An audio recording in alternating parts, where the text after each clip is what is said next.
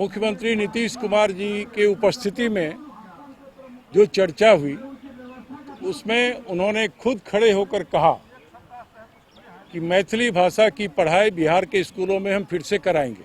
हम इसके पक्ष में। आज इसी मुद्दे पर मेरा गैर सरकारी संकल्प था। तीसरे नंबर पे यह बिहार विधान परिषद राज्य सरकार से यह अभिस्ताव करती है कि वह बिहार के स्कूली पाठ्यक्रम में अनिवार्य विषय के रूप में मैथिली भाषा को फिर से शामिल करेगी। तो आज वही मुख्यमंत्री जो 2 दिन पहले कहा कि हम इसके पक्ष में हैं, आज वो मुकर गए।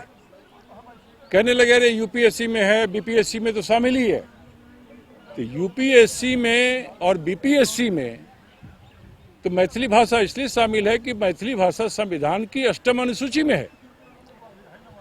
संविधान के 8वीं अनुसूची में शामिल कोई भी भाषा उस राज्य में पढ़ाई जाती है स्कूलों में जहां उसकी आबादी बहुत होती है।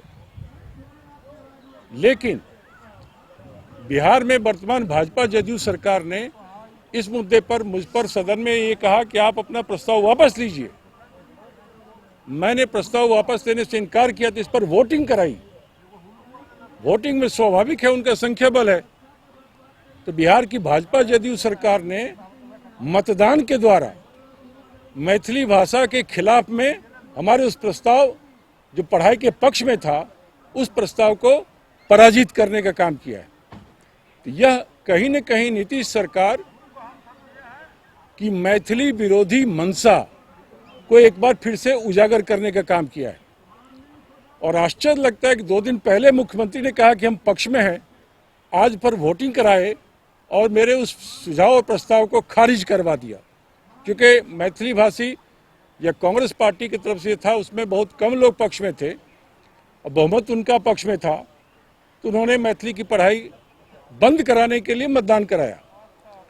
तो कांग्रेस का स्पष्ट मानना है कि बिहार की नीतीश कुमार सरकार न सिर्फ मिथिला विरोधी है बल्कि मैथिली भाषा के भी विरोधी है। वो एक बार फिर से आज उजागर हुआ है। अब इस मुद्दे को लेकर हम लोग मिथिलांचल में जाएंगे और वहाँ के लोगों को बताएंगे कि आपने ऐसे ही लोगों को चुनकर भेजा, उसी इलाके से बीजेपी जदयू के ज़्यादा लोग चुनकर आए और आज उस सरकार ने मैथिली के खिलाफ वोटिंग किया है। मैथिली की पढ़ाई ना हो इसके लिए वोटिंग किया है। इस सरकार के मैथिली विरोधी रुख की हम निंदा करते हैं, लेकिन इस लड़ाई को हम नहीं छोड़ेंगे।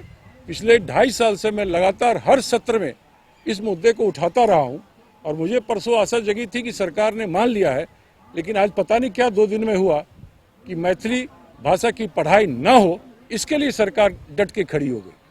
उनके इस प्रयासों की हम निंदा करते हैं और मैथिली भाषा की पढ़ाई स्कूलों में अनिवार्य विषय के रूप में हो, जो एक कांग्रेस के समय होती थी, उसके लिए आगे भी हम अपना संघर्ष और अपनी आवाज़ उठाते रहेंगे।